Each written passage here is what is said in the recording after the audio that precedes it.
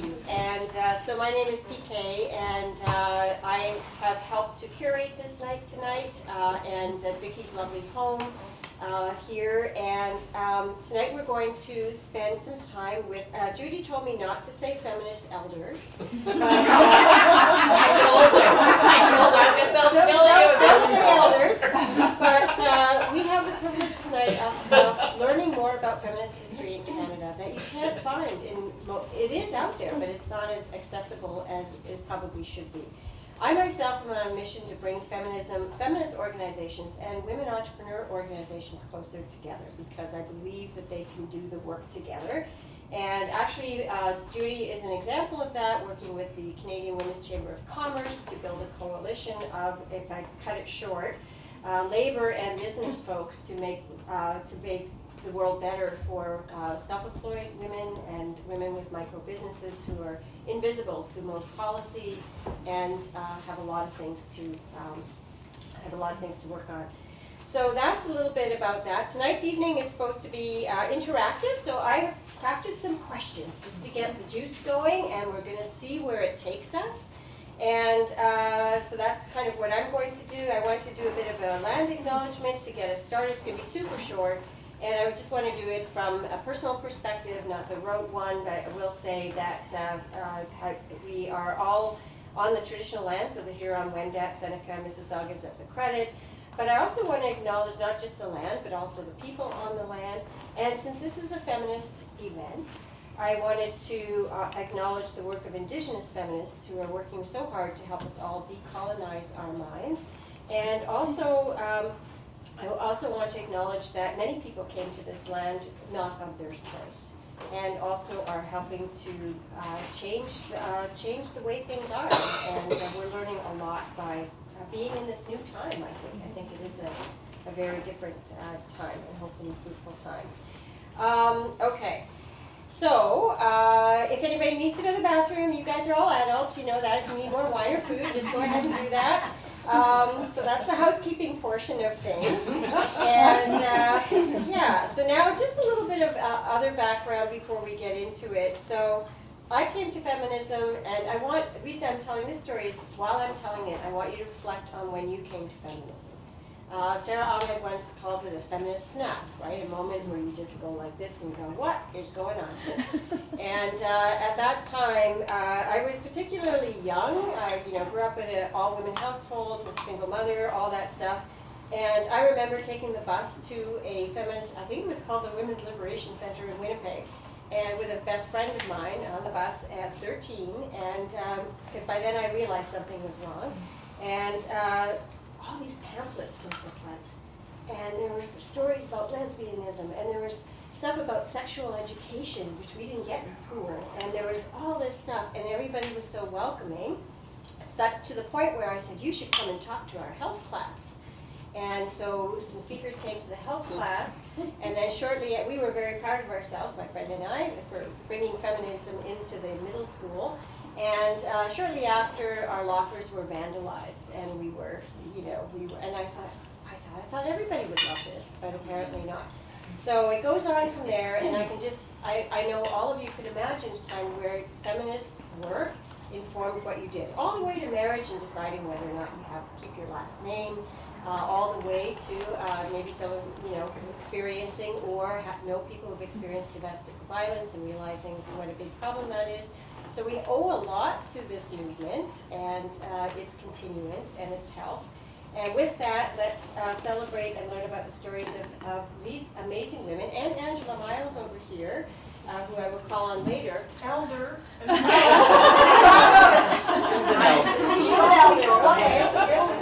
Okay. Yeah, to hear some of the stories and the history and the ground we are standing on that all of you have built. So let's get started from that, and we're going to start with some general questions. So I'm just going to go down the row for the first time. So tell us about yourself and how you first came to feminism. What's your story? Sure, so my name is Anju. I'm currently the retail manager and events coordinator at Another Story Bookshop, which, if you don't know, it's a lefty social justice bookshop on Roncesvalles near Hyde Park. I've been there for about 12 years. Before that, I was the co-manager of the Toronto Women's Bookstore, just around the corner from here, from 1996 to 2006. Yeah, so that was a big part of my life. Thank you. But my feminist moment probably came about when I was a teenager, and I have one sister, and she's 4 years older than me. And when she went to university, she got very involved in the feminist community at her university at Carleton. So she started taking me to demos, and not to the Women's Center itself, but she was very involved in the Women's Center. And to women's dances when I was 16 and 17, and to the lesbian bars in Ottawa, which were under a parking garage and on top of a laundromat. This is back in the late 80s. So that was probably my introduction to feminism, was around that time. And then that got me political and politicized, and I got very involved with Amnesty International at the time. As a youth coordinator, started a high school group, went on staff with them actually after I graduated high school for a year and a half, and so I followed that path around international human rights work, and then came back to just working on, well, intersectional feminism at the Women's Bookstore. But I guess I've been politically active since I was about 16 or 17, and the work that I've done from that time has been very much understanding feminism as an intersectional movement. So it's been involved with things like the Toronto Coalition Against Racism, Desh Pradesh, which was a South Asian queer lefty political festival that happened in Toronto, and then the Women's Bookstore. So that's the short answer. Angela, would you like to go next? So my name is Angela Robertson, and my work role is Executive Director at Parkdale Queen West Community Health Centre, so a community health centre here in the city, location Queen and Bathurst and Queen and Dufferin. So in terms of, where I'm currently located in terms of work, but in terms of feminist organizing and coming to feminism, I would probably say I was involved in feminist presence and feminist work before I had the label of feminism. So growing up in a household with two grandmothers, both worked. One grandmother who was the rabble rouser, who was the person who the community would come to when there was a moment where a defense was needed and or a defense needed to be mounted. Is that she was the person who would hold court on her veranda and speaking to women who would have come to her who have experienced violence, patriarchal violence, and I would be sitting as a young girl hearing her counsel them about leaving and safety and the valuing of self. So I would say I came to feminism without the word feminist being attached, but around rights and justice for women. I came to Canada in '81, and I would say it is at that point, '81, '82, similar to yourself, around being in high school, group of young new immigrants, largely from the Caribbean, who we knocked head together and saw that in our high school, not too far from here, Central Commerce, Shaw and Harvard, that we were not particularly included. That we specifically young black girls, that we were not particularly included, and that there was a way in which others were encouraged around aspiring, around anticipating university, and there was a way in which we as young black girls in high school were not somehow thought about those possibilities. So we organized ourselves, and we started contributing to the newsletter in the high school and writing, critiques about women's inequality. So that was, I think, an early, and then just at the end of high school, joined what was then the Toronto Black Women's Collective. And we'll talk a little bit about that, but that was about '86, '87. Joined the Black Women's Collective, which was a black feminist, lesbian largely collective, doing political work and talking about black feminist politics, talking about intersectionality before the language of intersectionality was embedded. So that was, kind of early grounding. Yeah. Thank you. Marjorie. I just want to say thank you, PK, for organizing this, and everybody else who has. It's a real pleasure to be here with other women and hearing about your feminism, because we don't do that often enough now, unfortunately. So I recognize what you say about being a latent feminist. I think that probably is something we all kind of recognize. I grew up in, a way that was quite different from most of my friends. My parents were teenagers when they had me 18. And then my father died when he was 29. And my mother had, so this you can imagine.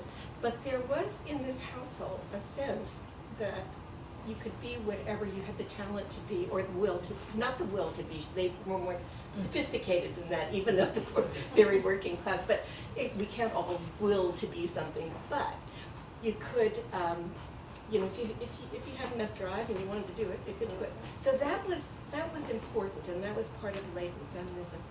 But I think I became aware of the need to be part of a movement as I was having very small children. That will radicalize anybody. So that was an important event in my life. And this is, I just looked at an ad in a newspaper saying that there were going to be some feminist meeting at a certain place, somebody's house, and I went. And I thought, these were not they were, it was a different class, it was a different kind of thing and everything, but I did go to the next meeting because what they were very interested at that time was there was a strike going on at the Dare Cookie Factory. I don't say to you, some of you who are older here may remember that, but it was an incredible thing because these women were working under intolerable conditions. They were working and, they wanted a fan because it was 40 degrees where they were working, and they wouldn't let them bring fans in. And they paid, when they were trying to get a contract, they wanted to give the men, $2 more an hour, all of that kind of stuff.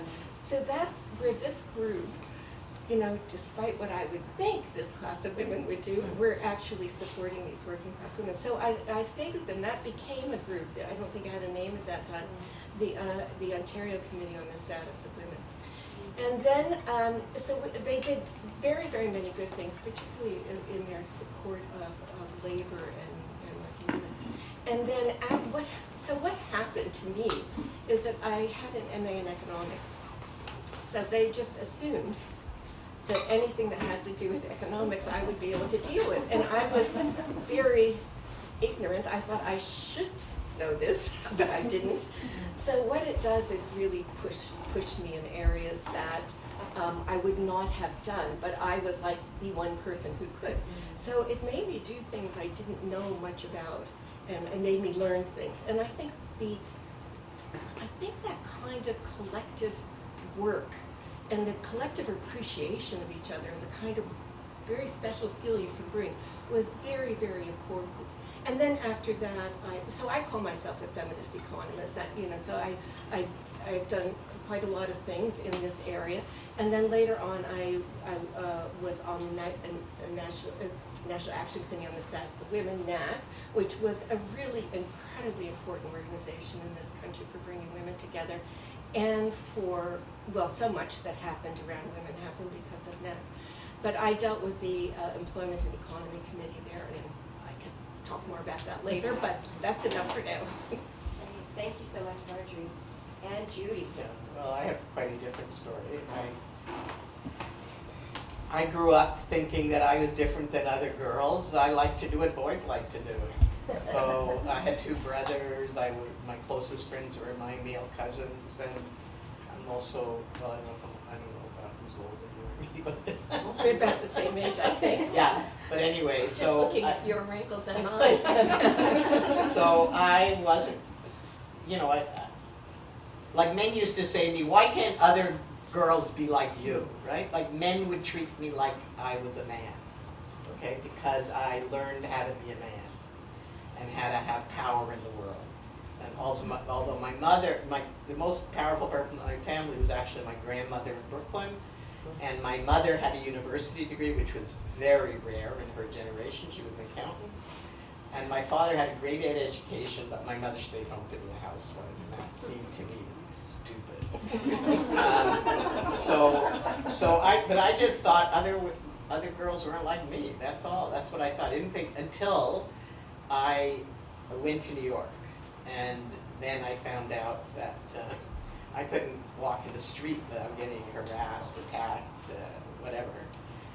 But again, my attitude wasn't to organize against that. My attitude was just to make a scene, because in New York, wasn't like Toronto at the time. In New York, nobody minds their own business, right? You make a scene, everybody can see what's going on.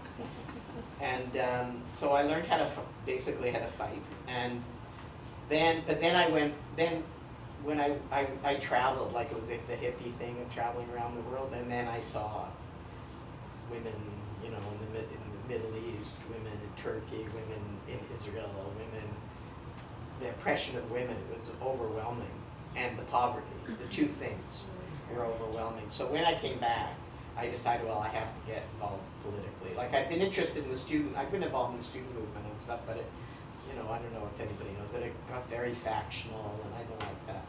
So, so when I came back, I was really disturbed by what I'd seen, right? Because we didn't have the information we have now about the developing world. And so I studied Marxism. That's where I went first, and it made sense to me. That made sense to me at the time. So I was involved in a Marxist group, and I didn't get involved in the feminist movement until 1980. When I quit the Marxist group I was in, and I looked around for what I was going to do, and they were about to open an abortion clinic in Toronto, so I got involved in that, and that's how I got involved in the women's movement. All right, with that background, I'm just going to ask another couple of stage-setting questions, and then I want you to be thinking about some questions you might have that you want to unpack. But maybe I could, and I'll go in a different order just to mix it up.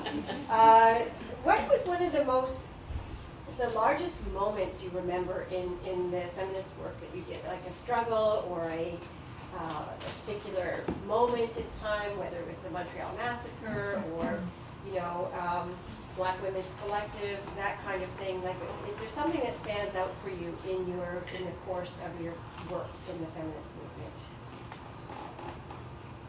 Judy, you want to go first? Well, yeah, I'd say two moments. The first moment was when I was in front of the clinic, and I didn't go to Ottawa for the Supreme Court decision. And a reporter said to me, and Carolyn Egan, who was there in Ottawa with Henry Morgenthau, and I was running for the NDP then, so I wasn't with OCAs anymore. And this reporter said to me, the Supreme Court struck down the abortion law, and I didn't believe her. See, I said, sure, and then Carolyn called the clinic, and I wasn't supposed to talk to the media because at that point, because I had stopped being a spokesman. But of course, they all came and said, "How do you feel?" And I said, "I feel great!" And I jumped. I literally jumped in that picture of me jumping off the sidewalk. Like, it was amazing. Like, it was such a hard struggle, right? And then, like, it was, and not only that they struck it down. We were pretty sure we'd win, but we thought we'd win on the basis of of services being different across the country. But we won on the basis of the right to privacy, which was what we fought it on, which was the right to choice, to control your own body. And that, we couldn't believe that we actually won. We actually won, everything. We won everything. Couldn't have had a better outcome. That was incredible. You want me to do the Montreal Massacre too? Sure, go there next. And then the Montreal Massacre, well, I was driving, and I heard on the radio that there had been a mass murder at École Polytechnique in Montreal, and then I heard that everyone who was killed were women. So I stopped the car, and I got triggered. And at the time, I had been in therapy for a while, but I didn't remember childhood. I had been sexually abused as a child, and I had no memory of it. And all the memories came flooding back. I didn't remember who was abusing me, just pictures of me being a little girl and being sexually abused. And so that was like, and I had really never worked in violence against women, and this is why, this is why I avoided it, because I couldn't deal with it. And then it all came at once and triggered, and I think that happens a lot to people who have repressed memories. Anyway, so that was pretty major. And I'm going to just do a follow-up question since we're talking about the struggle for abortion, for abortion rights, reproductive rights. Could you talk a little bit about why we won in Canada and why the Americans are still fighting that battle? Well, the Americans won before us. I think the Americans won in '73, and when we came together, we thought that they were making a mistake, because they had won at the court level, and then they turned to other things. And we could see that the anti-choice, that's what we called them, the anti-choice were building in the States. We could see that. And we said, okay, we can't do it the way they're doing it. We have to win in the courts, but we also have to win in the public. And so we put all of our energy into organizing at a grassroots level and speaking anywhere where they would have us speak. Like I said, I've been to more churches in that period than I've been before or since. And so we decided to do it differently than they did it. Yeah. And then the other thing is that, I mentioned that earlier, is that we had union support, and that was something we also set out to do. And that was a big fight at the Ontario Federation of Labour in 1982, but there was already a feminist caucus inside the labour movement, which is true in Canada and not true anywhere else in the world, is that the labour movement had strong, that we can talk if you want to talk about that, we can, and why that happened. And I think that was the other thing. So we knew we were organizing on the ground. And Morgenthal's lawyer also understood that what we were doing was important to the case, and that's very unusual in a law case because he wasn't particularly political in that way, right? I mean, he was strong pro-choice, but he wasn't a political lawyer. He did things we really didn't like, but in other ways. So yeah, so I'd say that's the reason. We learned from their mistakes, and we decided to go for broad public support. And we had Dr. Morgenthau. They didn't have a figure like Dr. Morgenthau. Like Dr. Morgenthau was a real hero. Right? And even people who didn't feel that strongly on abortion, they saw him as a little guy up against the system. That helped as well. Yeah, it helped as well, yeah. Okay. Angela, I'm going to turn to you and ask a little, we hear a lot about the lack of intersectional perspectives back in the day, and maybe talk a little bit about what it was like being leading or organizing a Black feminist organization in the 1980s. What was that all about?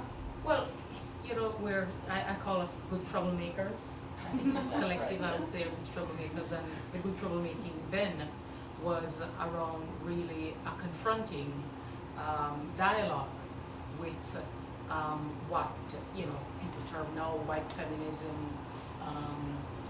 but it really was that Black women and racialized women, indigenous women have always been organizing in community as women, speaking about the inequalities in our communities, in our lives, in society.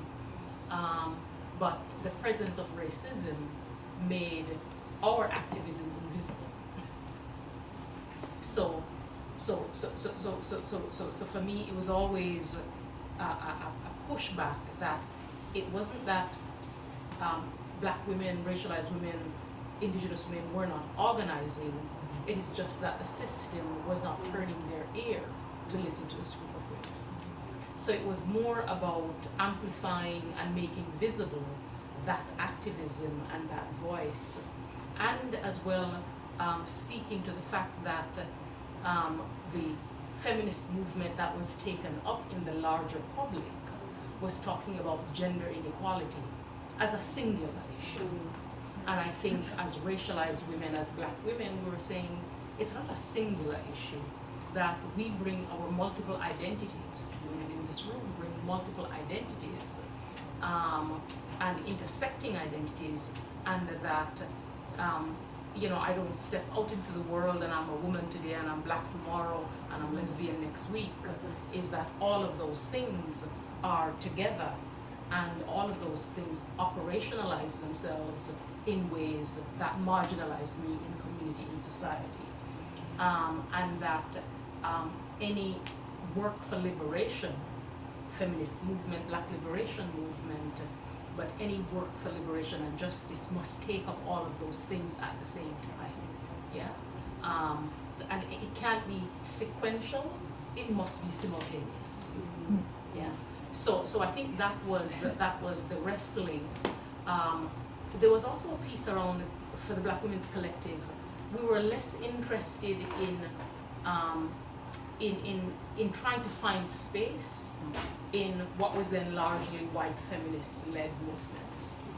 So it was less about trying to find space in those spaces and more about creating our own space.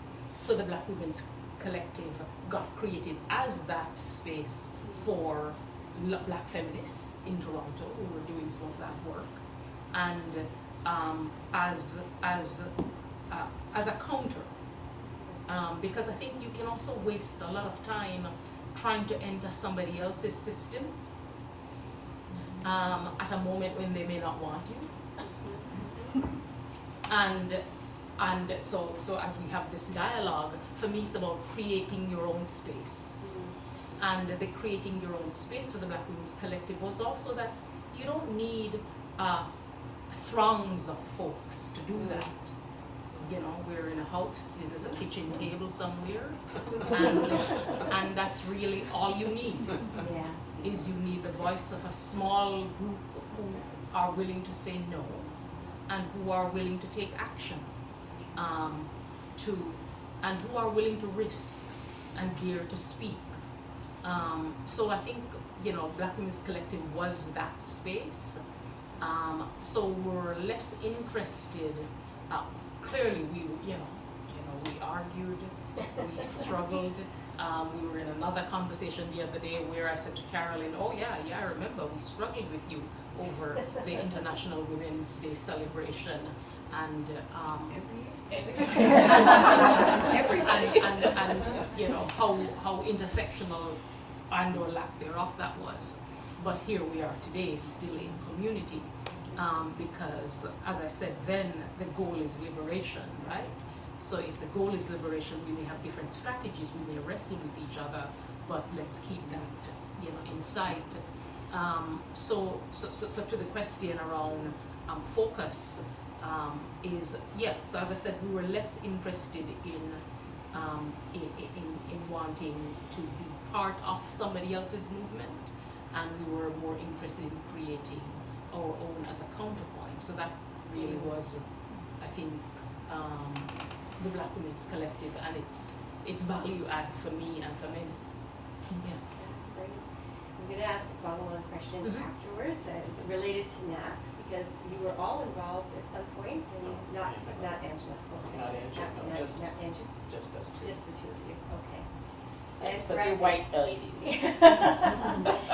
Okay, let me turn to Andrew, and is it okay if I call you Andrew? Yeah. Yeah. Okay, so you were the manager of the women's bookstore for a long time, like 30 years. I looked you up. Not 30 years. 8 out of 10 years that I worked It's okay, there. she had me president of NAC for the whole time NAC existed. Excellent. So the internet does not get feminist history right. I've been in constantly corrected. Right, yeah, but that was a really important force. Yeah. So maybe you could talk a little bit Sure. about that time and.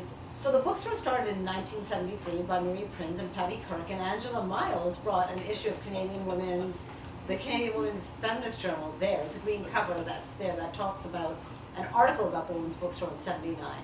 And just a bit of background, the women's bookstore was never privately owned, and this is a very confusing part of the women's bookstore history. It was started as a non-profit corporation, and it remained as a non-profit, like not owned by a single person until 2010. And what happened between 1973 and 2010 was that you had different waves of women who worked there, right? Like some, Marie Prinz and Patty Kirk, who started it, left in the early 80s over issues around race and other issues around the structure of organization. They started parent books. And it shifted between being a collective and a hierarchical management model over the course of those years. So when I came on board, it was 1995, I started working very part-time. And at that point, the bookstore had just come back from a near collapse. In 1993, they were this close to declaring bankruptcy. And the large part was because they had a room full of returns of books that they didn't send back to their publishers. And if anyone knows anything about the book industry, it works on consignment. It's a and most of you here are entrepreneurs, so you understand business. You need cash flow, right? The whole book industry works on a cash flow rotation. So you don't always sell the books that you have in the store. You send them back to your publishers. You get credit, so then you can buy new books.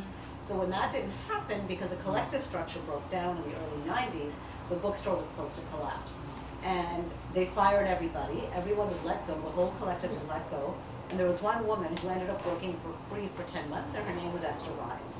So everyone was let go, and there was one person who was living with her parents, old lefties from Toronto, who supported her to keep the store around for those 10 months.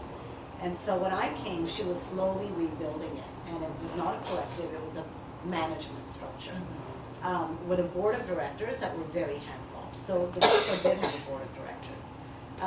And I'd say the bookstore was very much part of the feminist community. And if you look at the history of the women's bookstore from 73 to 1993, you saw the same mirrors of what was happening in the feminist community happening at the women's bookstore. Struggles around race and representation in the 1980s were huge. It was mainly run by white women. There were a few women of color that started to work there, Sharon Fernandez, Mona Ankawa, who really started to bring up issues around race and racism. The bookstore in 1985 was at 85 Harvard Street. It was on the ground floor. The top floor was a Morgentaler clinic. And it was firebombed. There was a bomb that was aimed at the Morgentaler and hit the women's bookstore, and the women's bookstore pretty much burned down. Now, I wasn't even in the city then, but I'm sure the women here know that they were there. I wasn't. These are just stories that I've heard. Angela must remember this time too. And then the bookstore fundraised, and it moved to 73 Harvard.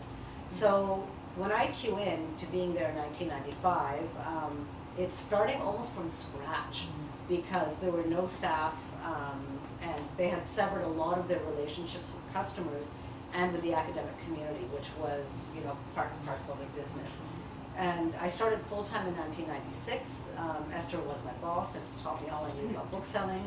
She ended up leaving, and I was co-managing the bookstore from 97 until I left in 2006.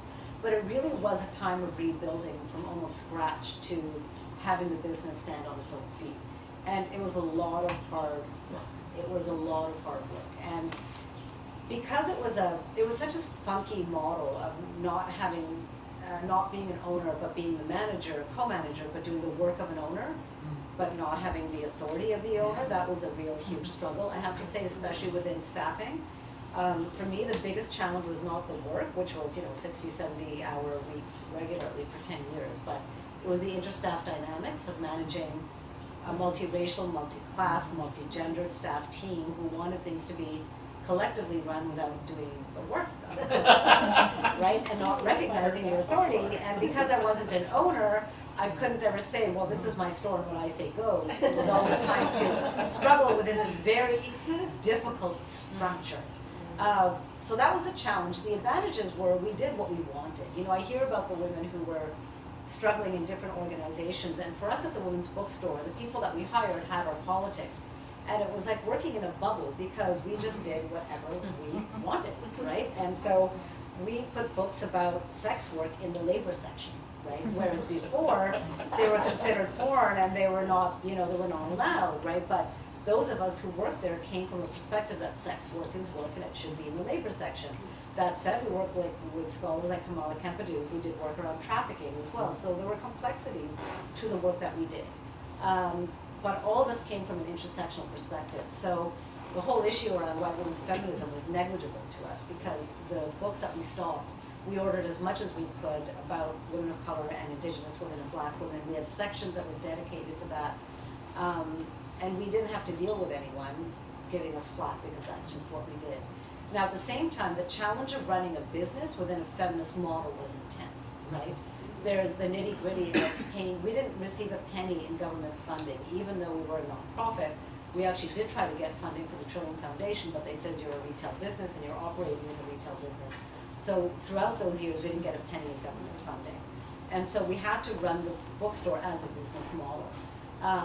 My mother started her own business when I was 14, an Indian food business in Ottawa, and I watched her build this business from nothing to being an Indian food empire, and it was through sheer grit and hard work. And that's the sort of knowledge I brought into this, and how I dealt with customers, right, was very much part of that business model, right, treating everybody with respect, even though there's women who come in who I know I'm not going to agree with them politically, but it doesn't matter, because this is what I would tell staff is, you know, you don't have to force somebody to read Toni Morrison or, you know, Christos, like, don't sell them that, sell them what we have, make the money, and so that we can hold the space for the events and for the books and for the customers we want.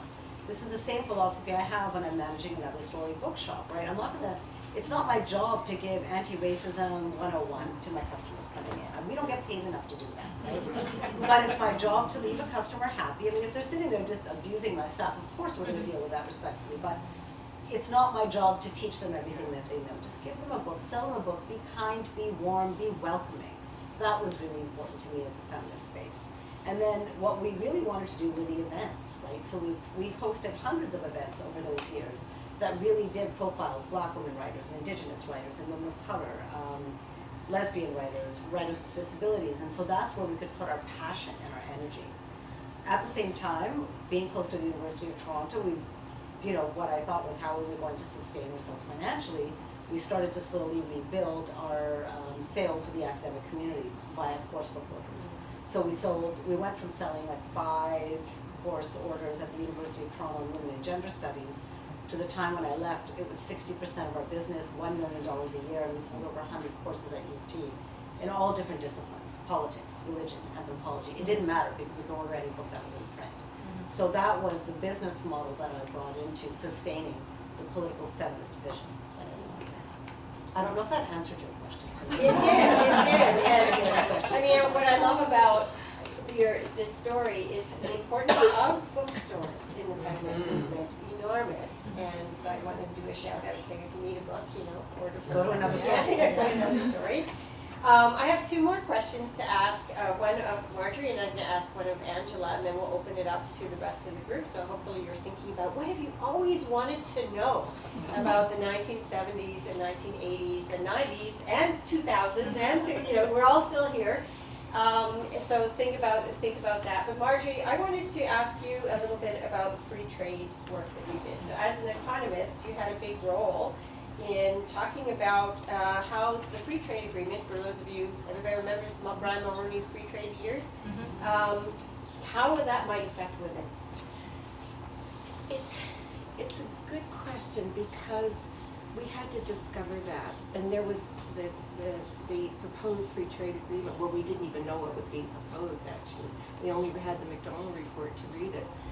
But what we had always done as feminists was to deal with issues around discrimination.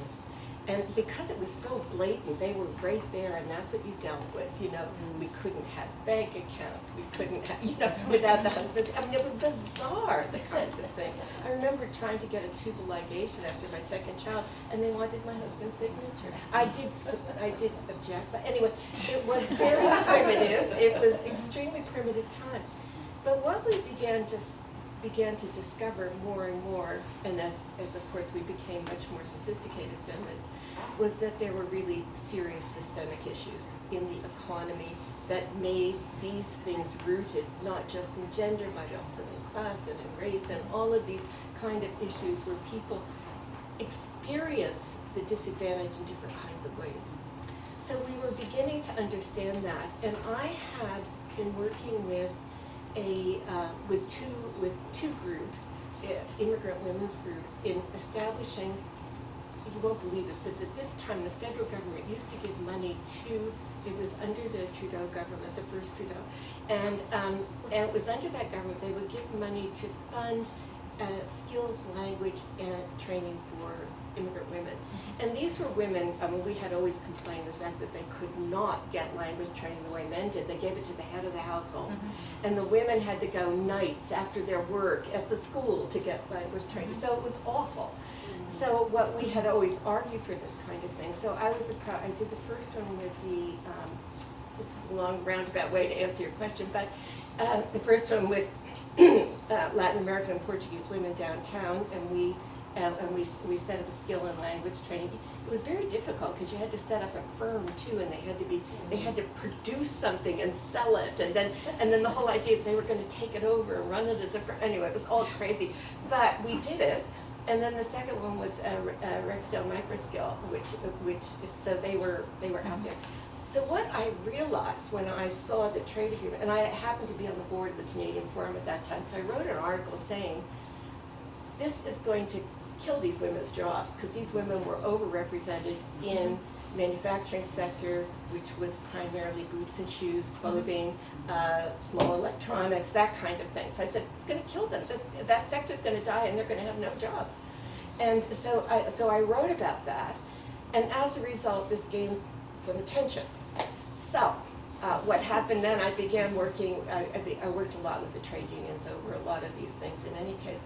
And then we started these coalitions against free trade, and the first one was in Toronto. Then we had a national one called first Pro-Canada Network, then Action Canada Network, because Pro-Canada didn't fit with Quebec. Anyway, all of these kind of complications that you get, not simple. Yeah. So we had this, and I was co-chair nationally of that. But what I had to do, so all the focus was on what I had written about originally. That was the first book I wrote, by the way, on free trade, and it's a little book. But what I wrote about, what I could get the most information on was what would happen with manufacturing and how we'd lose it all and these women would lose their jobs. But then I thought, but most women work in the service sector. What's going on here? And nobody in Canada was looking at what's happening around the service sector. And it's a large sector. It's 2/3 of the people who work in the country. It's huge. So when I looked into it, I realized what a disaster these agreements were going to be particularly for social services, and they are indeed. If anybody has the stomach for it and can read these tomes, you will see that they almost prohibit new things in the public sector. And it's been these things that have supported women. So that had an enormous effect. Now, the other good thing that happened around all of this is, of course, nobody could know all of this because we didn't see the agreements, we didn't know what was going on, we had to imagine. But this was picked up by feminists through NAC all across the nation. I mean, it was absolutely stunning what happened. And I always think of it as a true democratization of economics, because these people, when I would talk about what the implications might be, I wouldn't know what it would mean in their area. They were nurses, they were farmers, they were this, they were that. They knew, they could get it. And they would often write about it or tell me so I could include it. So it was a genuinely democratic way to come to an understanding of what this would mean. So after that, I wrote enormous amounts of it on this, and I continued to write about the services sector. So, and particularly the caring sectors, but it was going to affect all services sector. We just had, you used to have the largest occupational category for women was commercial, in the commercial sector. Nothing, that's all gone, But, I mean, things change. But it had an enormous effect on Canada, and we haven't been the same. And so the whole idea was going to produce, it was going to accelerate resource extraction and exports, and auto and resource exports. So it was going to be terrible for the economy, for the climate, and everything else is going to go by the wayside. We're going to import it, and that's more or less what's happening. Yeah. I wish we were here all night because we could talk about similar trends with AI and other things happening. But, okay, one last little story that I want to call out, and I'm going to call Angela over there to talk about it, because I love the fact that there once was a Canadian Feminist Party in Canada. And Angela was a co-founder of that. So in 1979? Yeah, so tell- Co-founder. I was around when it was founded by lots of people. Right. A founding member. Founding member. So maybe you could tell us about the Feminist Party. What happened and what did it do? And yeah. Why don't we have a feminist party after three years of glory? Yeah. Yeah. That was the 70s were very, very interesting times in terms of feminism. I became a feminist myself. I felt rather late to the game in 1973 because a lot had happened before I realized I was a woman. I was a Marxist when I came here from England. And I didn't know when I arrived that wasn't how people self-define themselves, right? And people would say, "Oh, and tell me about you." And I said, "Well, I'm a Marxist." And it was like, that's just the politics over there.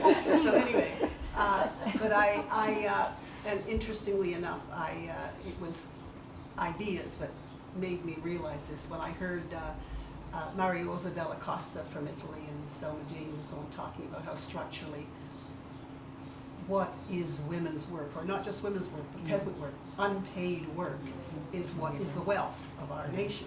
And the rest is parasitism on that and on nature. And I thought, oh my God, it's a structural thing. Because I thought I was a person. And I thought feminism was great. As a Marxist, I never, ever thought feminism was bourgeois. Judy? I thought, holy shit, this is going to get to the roots of everything. It's fantastic for women who need it. Okay, which is not an identification. You don't have a clue if if you try to be a feminist, you don't realize you're a woman. You're just for the issues. There's a very big, being feminist supporter as a woman or a man, and being a feminist. In my view, there is a distinction in terms of the basis of the vision and the politics. And it's not just ignoring differences, but that's another whole discussion. I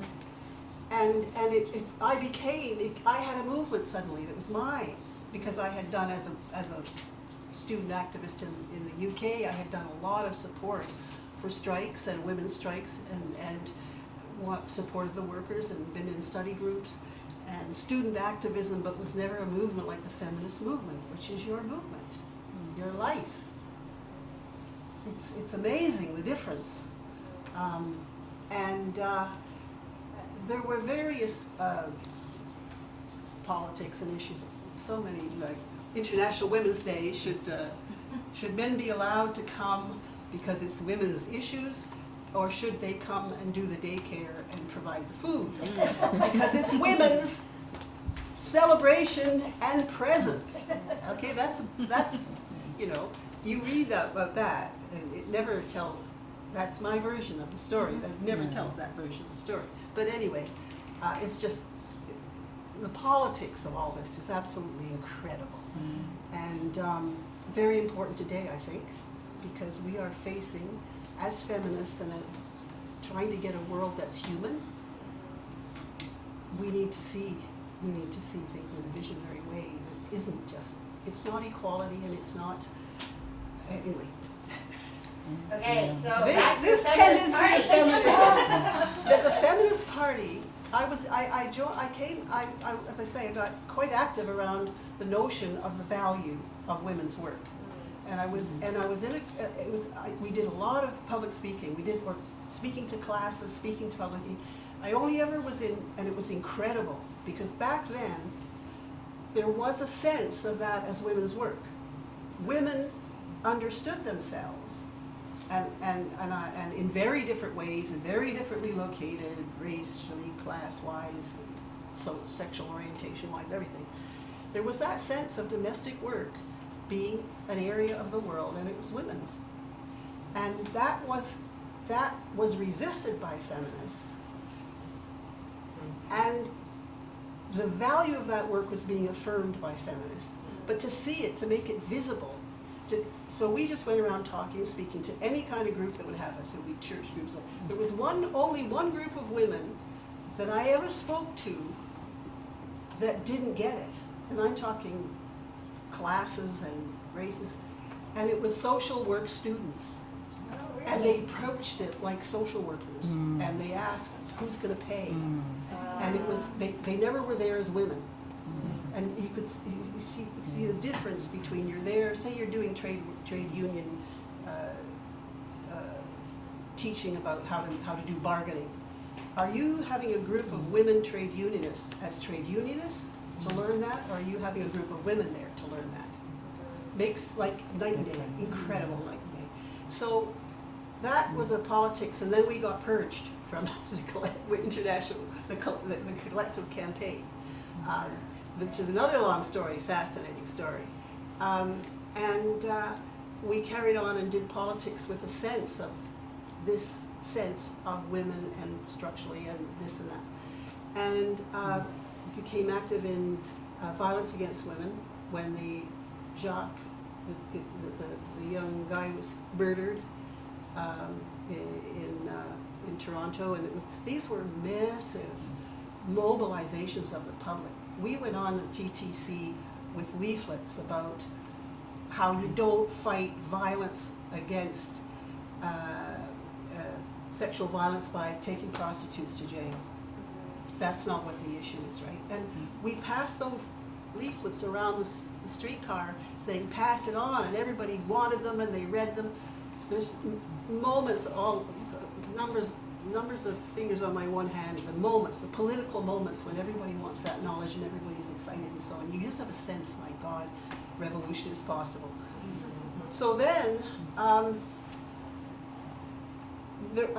meeting was called to discuss women in politics with the various different parties and how women can be involved in what ways women can be involved in politics, parties and politics. And I don't know how it happened, but with the massive meeting, 500 turned up and came and talked, and we had discussions.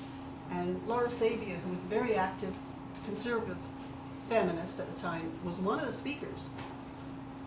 But other speakers, it was decided that we would try and see if we could do a Feminist Party of Canada, because there was really, I guess, full and frank discussions of the political system of that time, what political parties were, what was the space, and did we want to just have one of them in terms of those kind of political parties.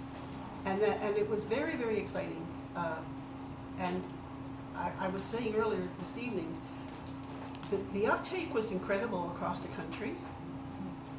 And what really happened was that when well, certainly speaking for myself, I thought this would be a slow build over a number of years.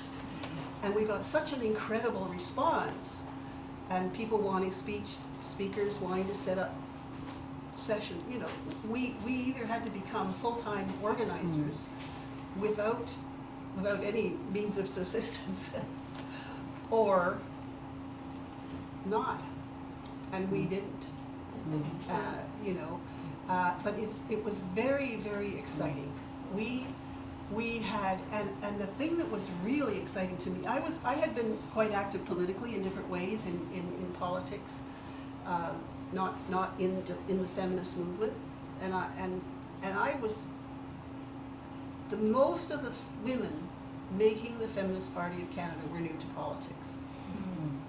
And I think that was part of its power, and that was really the radicalism. We had discussions, should we call it a women's party or a feminist party? And the ones who were thinking politically and strategically say, well, we're gonna call it women because all the women will come and they might be frightened of feminism. And the ones who, you know, hadn't been trained to think out of their own experience and what they felt, they said, are you kidding? Feminist party, it has to be. And it was just the radicalism when you sit down there and you don't have other agendas or programs that you've learned from to try to do this stuff. So we had to discuss, are we trying to get people elected, or are we trying to change this political system?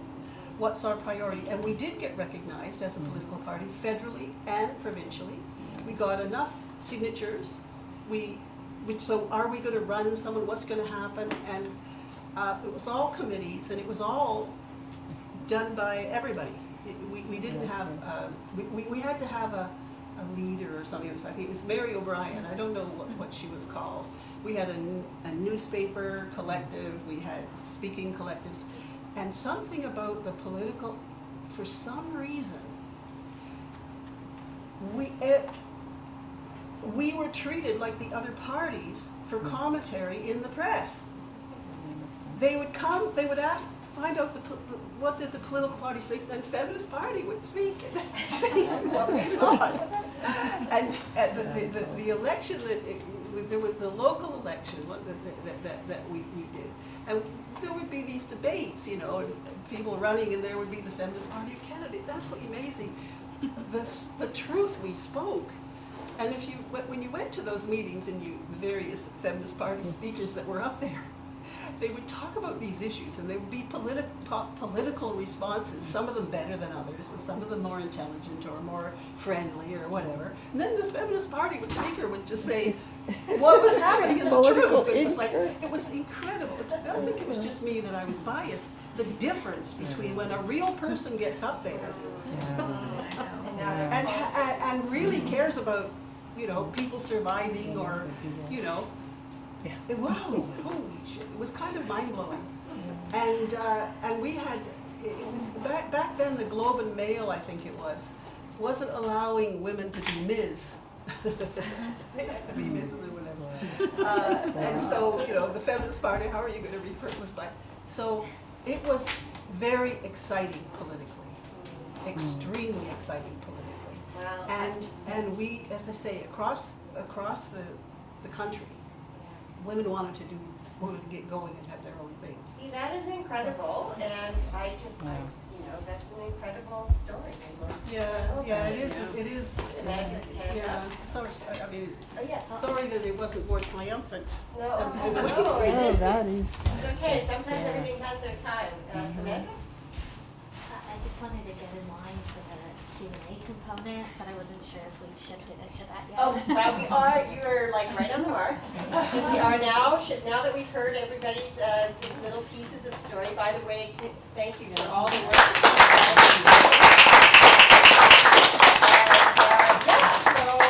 Open Q&A. Samantha, kick it off. So I want to first start by saying I've been on this journey to decolonize my mind and go back to how So in that journey, I've reconnected with my ancestral understanding of elders. So I know you were saying like a little joke earlier about there being elders and like elder friend, but I actually think that was like the selling point. I think it was kind of mentioning it to me. Was the Speak up a bit, I'm sorry. Oh, I'm terribly sorry. Yeah, you're behind someone and You want to stand? I mean, Oh, that's so awkward. we did hear that you're talking about elders. Just that in my pursuit of healing and like being my full self and connecting with my ancestral teachings, I've just come to understand the wealth of knowledge elders bring into spaces and how desperately we need intergenerational solutions, both with younger folks who have like, this is like, I don't know how to say this in like a polite way because I'm fairly super neurodivergent, but like they haven't struggled with the things yet, so there's like optimism there. They're not like, that's how it's always been done. You need that, and then you need the wisdom and the experience and the like understanding of like the actual, anyways.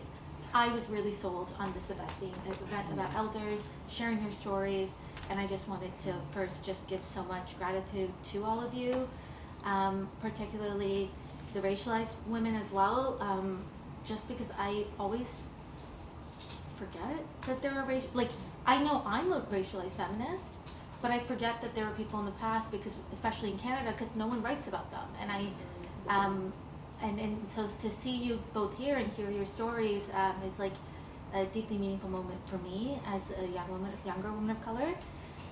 But that has nothing to do with my question.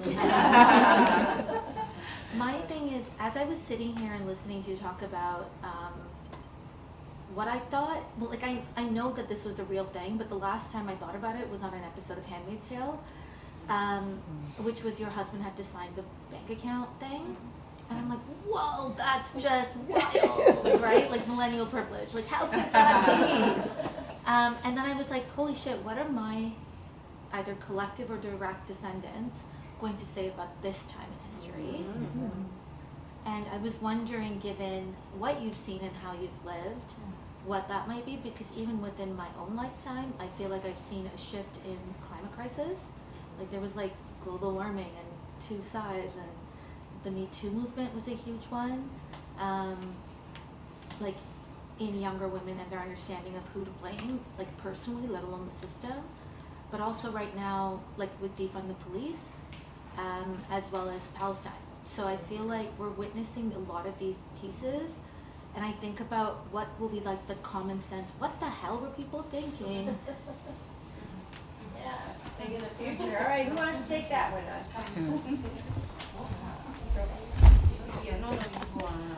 I think it's a really good question, like what debt are we leaving our children? You know, and they always talk about the deficit as though that's the big problem. Believe me, it is not.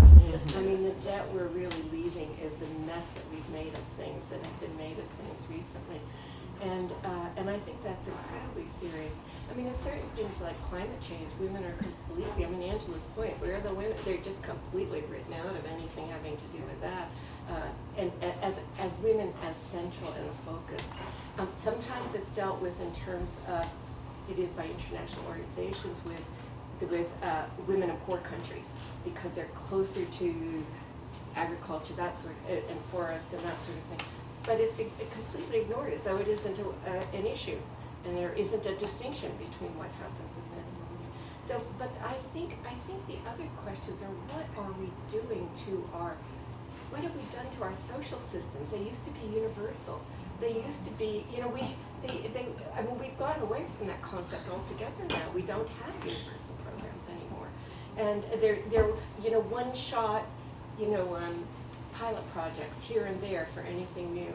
So this is, I think we're going to say, what have you left us? You left us with very little to be able to cope with what's coming. Terrible, terrible things that are coming. And you've taken away the tools that we've had to deal with it.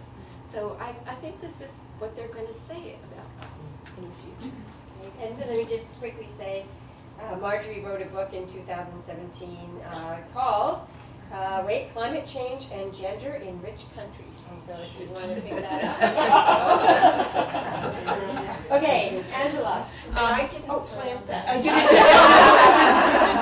didn't. So let me plant something else to just as a reference point. So, you know, Rise Up, a feminist digital, a digital archives of feminist activism.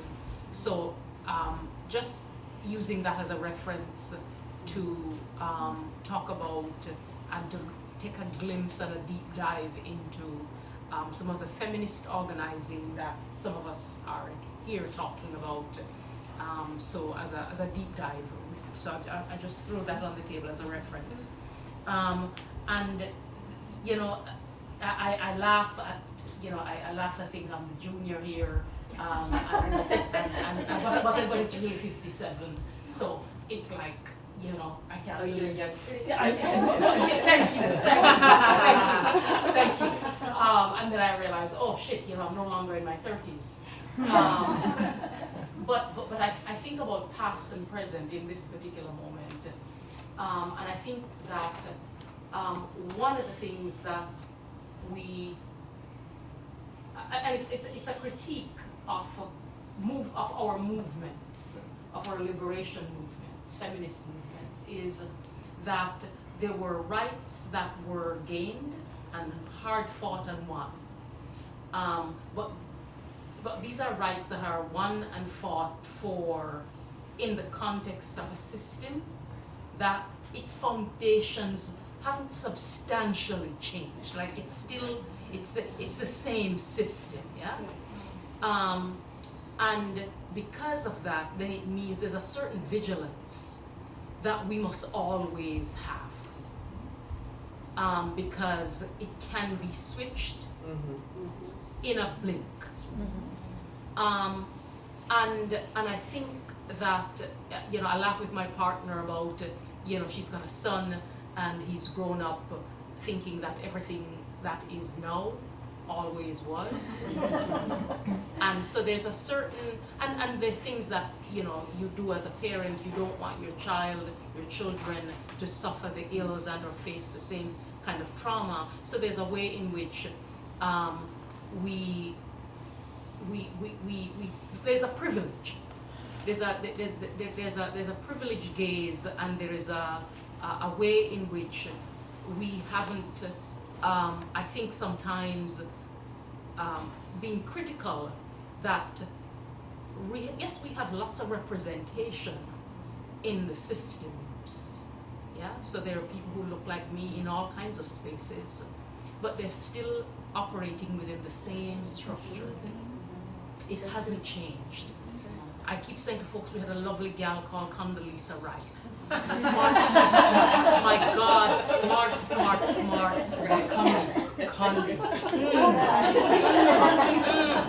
Right? So I think we have lots of representation in a system that is still so vicious to women, to racialized people, to indigenous people, and that this moment we saw peaks of vigilance.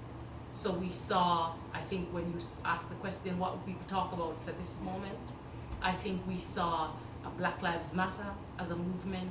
We saw Me Too as a movement. We see Land Back as a movement. So I think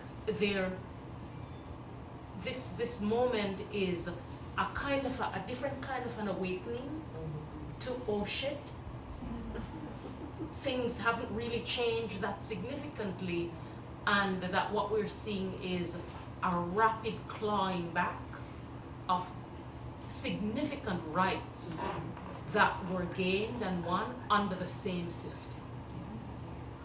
So the same system that Roe v. Wade, like that same structure, yeah, not a different structure. That same structure is the same structure who voted, who made a decision then, and that same structure is making a decision now.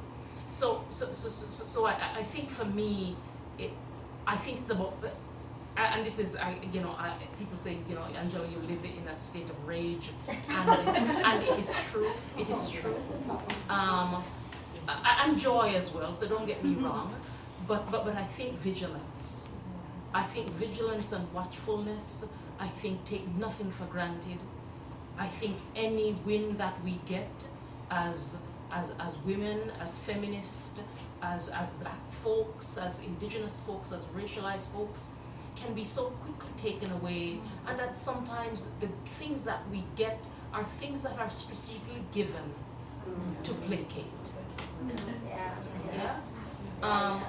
And I'll just end by saying that the moment that I think we're also in is, I call it the snapback moment, where there is it's almost like the system closed its eyes and allowed things to get too far, and then it woke up and decided, oh shit, these folks think that they have rights, that they can claim space substantively, and it's hell no.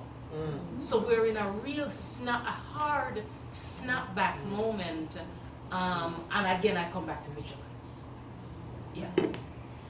Okay, Judy had Just something on this to add? one quickly, I think 2 generations from now they're gonna say, what was wrong with those people? Like, I was listening today to the report on the fire at in Alberta, okay, Fort Nelson. Nelson, no, not Fort Nelson, McMurray. BC.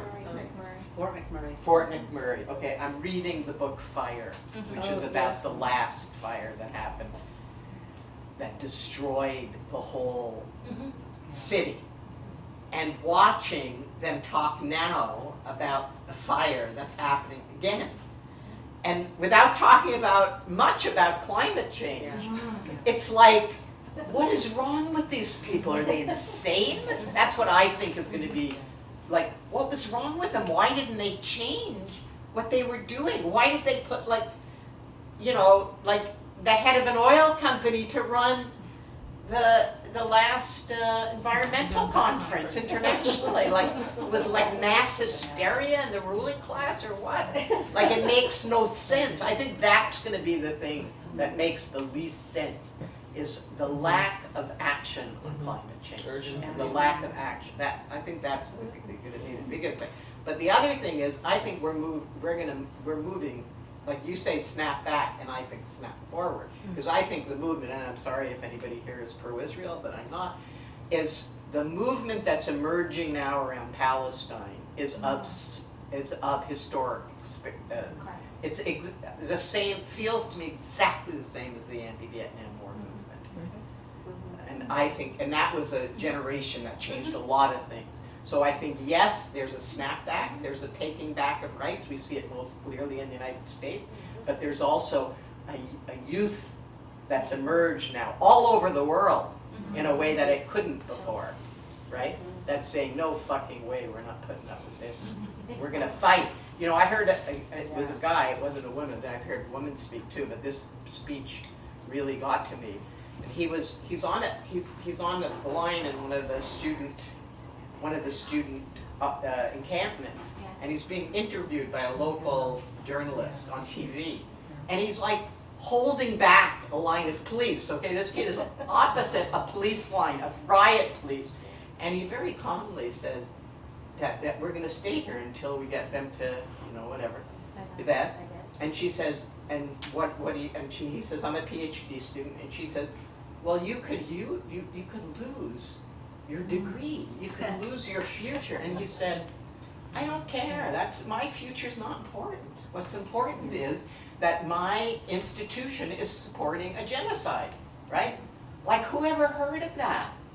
We always think, you know, I teach, right? So we always think that these kids are being taught, and they're being taught nothing's more important than getting an A, nothing's more important than graduate, nothing's more important than getting high marks, right? We've had like a neoliberal education. We've had decades of this now, and yet here's this generation that's saying, we don't care what happens to us because we have to stop this, and that's what's important. And that's amazing. Like, to me, that's amazing, right? And I'm hearing it all over. Every day it grows, and but I do think it's both of what you're saying. Yeah, both, yes. Because our systems are snapping back. Yeah. And you're seeing like zero issue based, like the NHL said no pride flags. Yeah. Right? Like Target, Starbucks are like, we're not, which, like, I used to work at Starbucks, everyone was queer. Like, and now they're not allowed to do that anymore. So there is a snap back with our systems and power, which makes sense. Power doesn't, I mean, like, you know, master's tools, the power's not gonna be like, here you go. Like, that's not how that works. So they've snapped back, but I think young people, I mean, I'm, like, I was born in 91, I'm 33, I would not have had, like, but the balls to do what they're doing at that age, because I was so in the headspace of pay your dues, hustle culture, like, put your time in, like, graduate, get out there, get a job.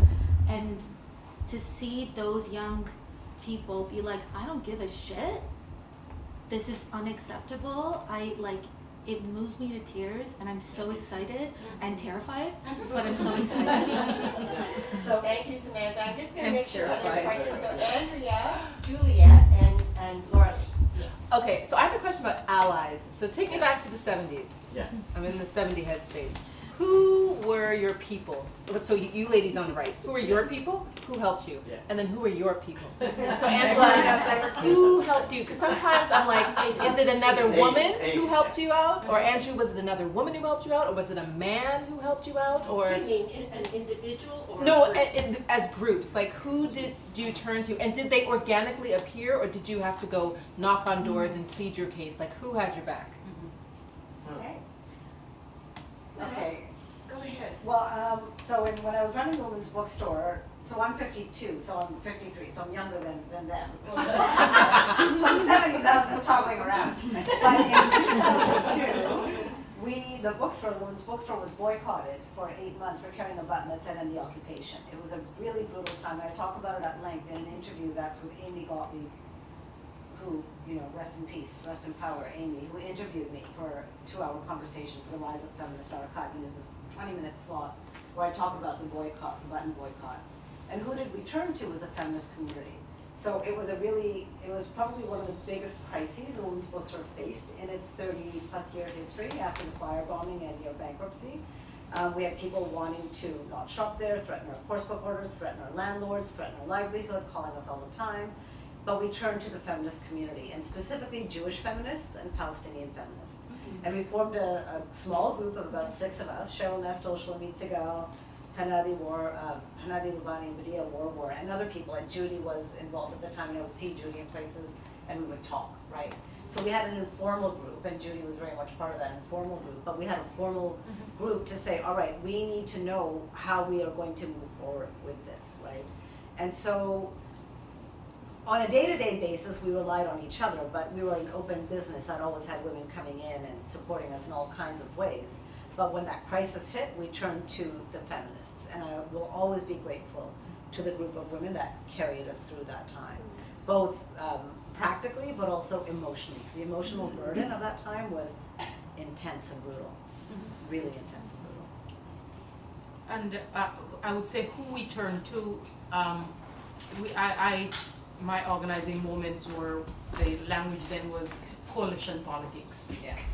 So there was lots of coalition building, because it was my struggle must be your struggle.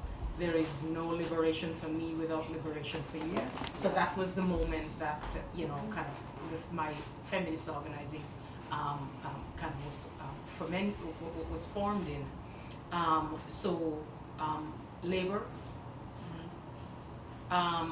and labor because we know as Black women, as racialized women, that there is a unionized advantage for racialized workers. I know that if I work in a union shop, I will get a little bit more than I would if I am working someplace else that is not in a unionized. So I think labor was one space.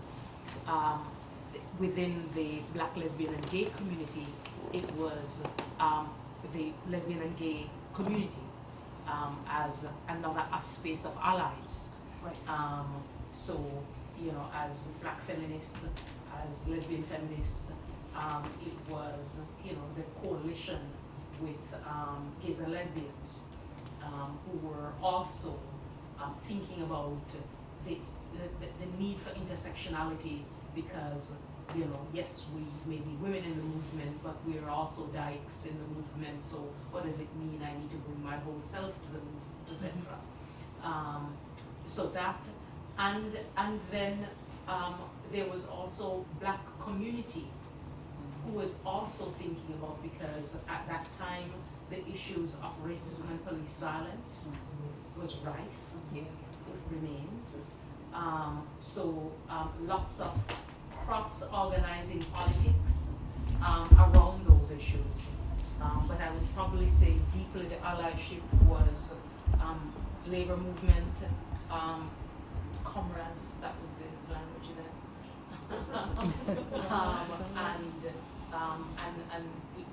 Gay lesbian organizing, and then I worked at Women's Press, Feminist Publishing House. After the split, the second story split around appropriation of voice, and it was then feminist, small group of feminist publishing houses across Canada at that time who were seized with representation and representation of voice. So which led to, a number of those women ended up working at the Women's Bookstore who were also involved in feminist publishing. So those are my spaces. Yeah.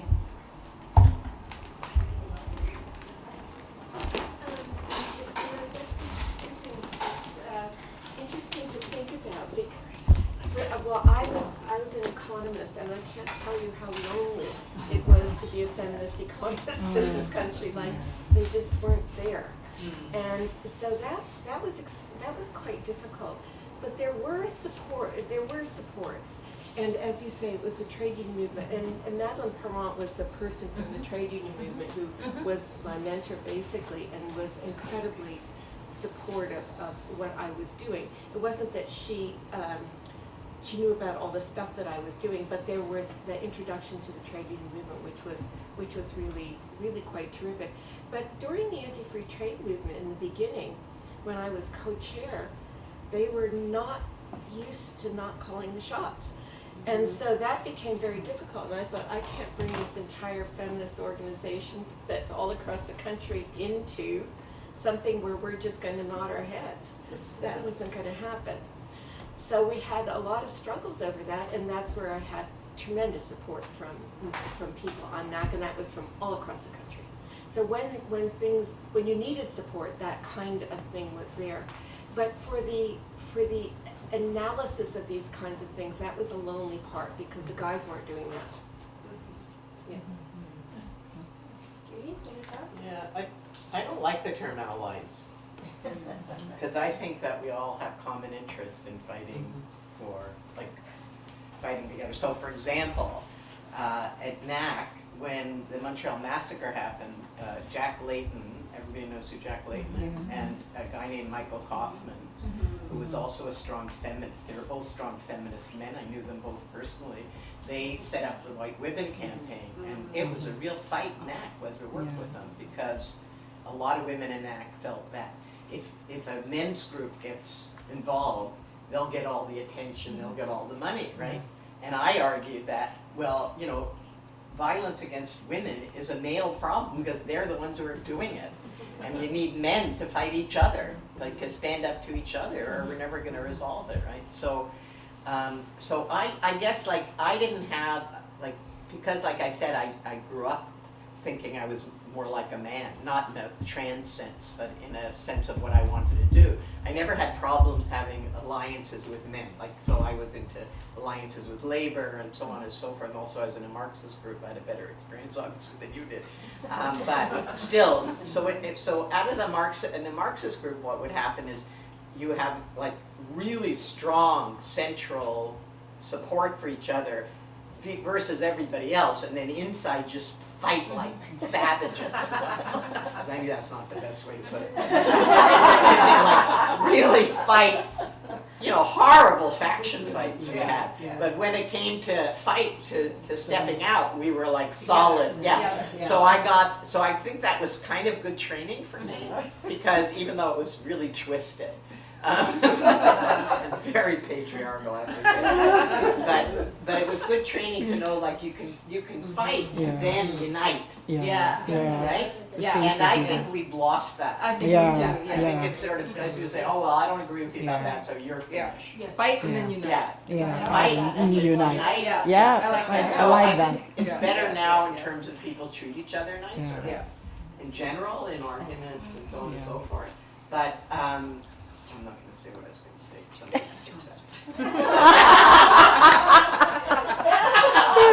Anyway, so I never do that. I never second guess myself, but I'm doing it.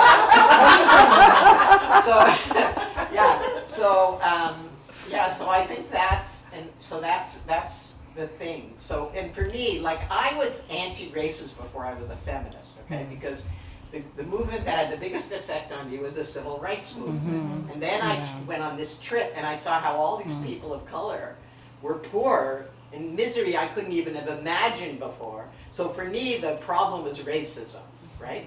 Before it was gender discrimination, because I personally didn't face that much gender discrimination, right?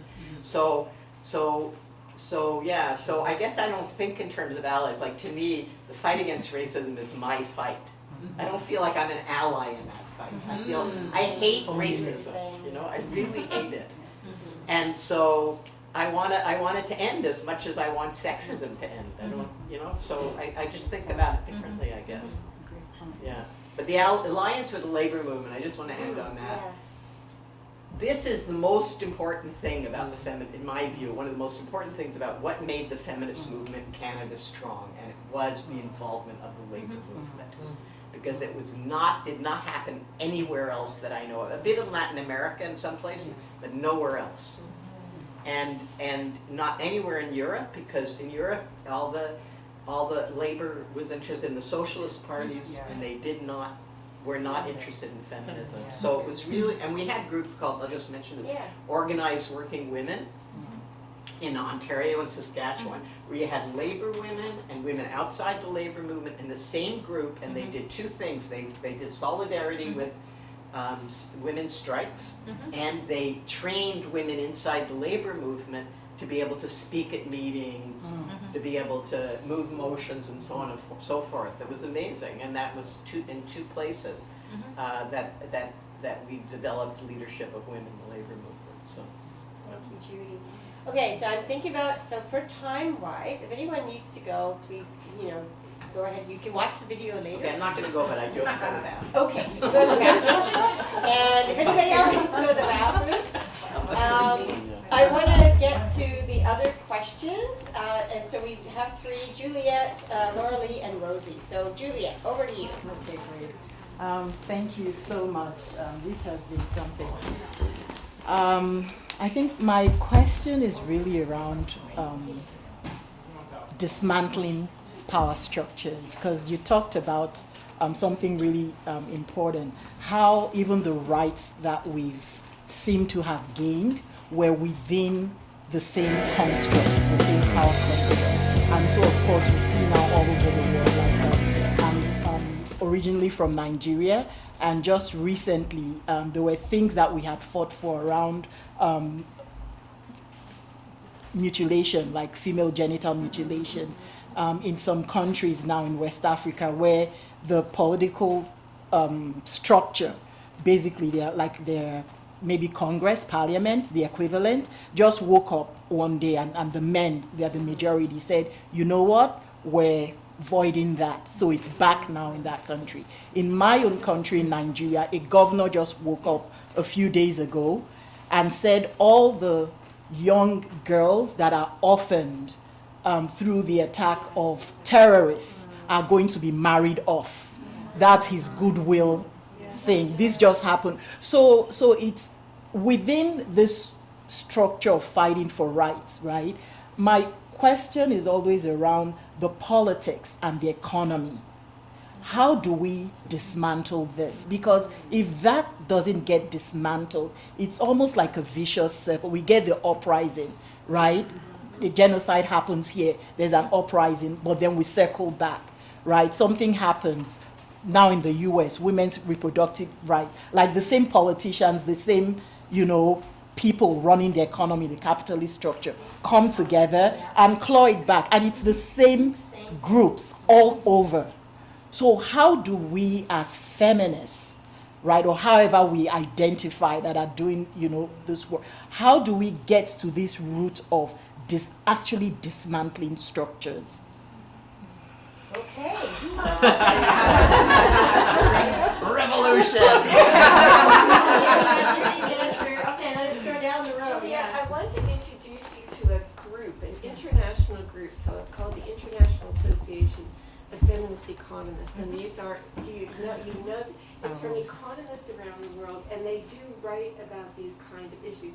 I don't think there's any simple answer to this, because you know how much power international corporations have everywhere, and they haven't necessarily designed the structure, but they're paying for it.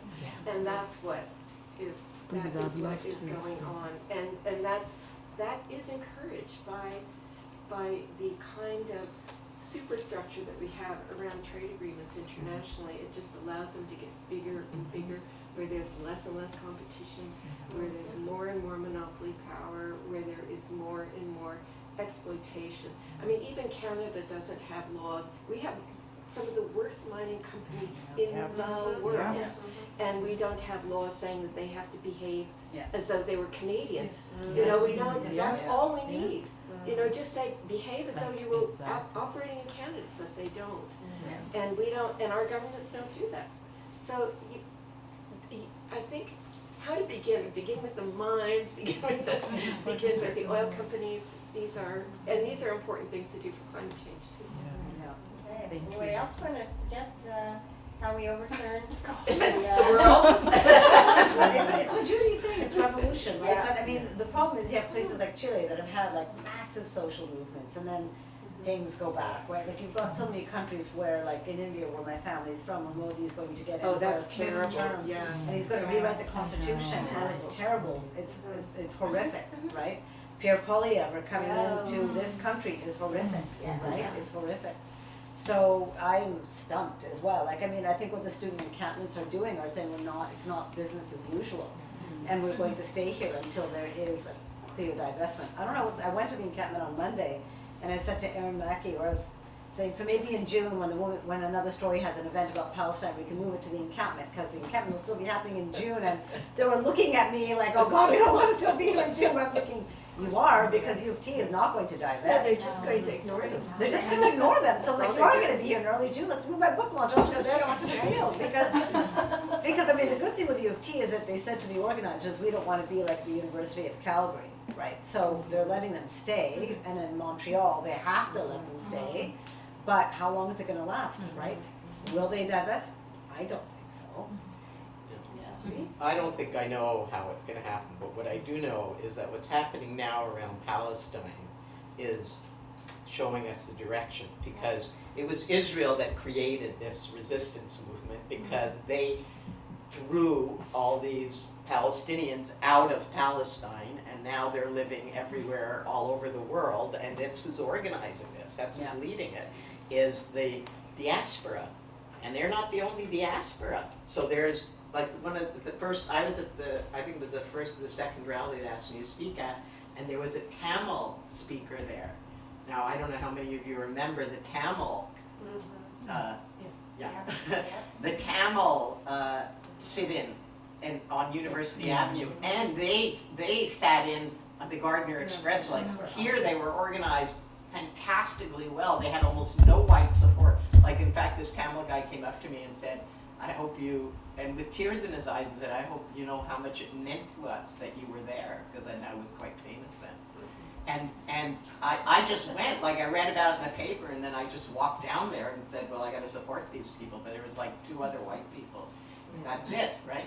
So, so I think that the makeup and the leadership of this movement is giving us a sign of what's going to happen in the future, the resistance that could happen to other places. And one of the reasons the resistance is so strong, I think, from the global south, the governments in the global south, is because they see it too. They see this, if neoliberalism is dying, they don't have any other ideas of how to reinvent themselves. And so fascism is what's coming, I'm afraid. Or savage capitalism, which is what we're in now, right? And you know, Is there an alternative? So, what? So I just want to say, is there an alternative? Like, is there something else other than the savage? There's like whatever you want to call it, community-based organizing, you know, community care. What we used to call socialism, but we don't anymore. But not social. I mean, the problem with socialism was the ideas were good, but they didn't deal with patriarchy. They didn't deal with with colonialism. Really, they did, but they didn't. And so, you know, all the socialist countries turned into authoritarian, patriarchal countries, and then eventually fascist countries, some of them, right? So I think that what we have in what we call intersectionality gives us the idea of what has to happen. That is, no group in power over other groups. But how we achieve that, I don't know. But you know, like I'm feeling this movement is kind of like that. Like I don't know who's leading. Even I've come to every march. They call me in when they need me, and I don't know who's leading it. But there are people leading it. Unlike the Occupy, you know, where they made a fetish out of no leaders. Here they support everybody who's got talent to do what they do. It's really fabulous. I mean, it's the best organized stuff I've ever seen.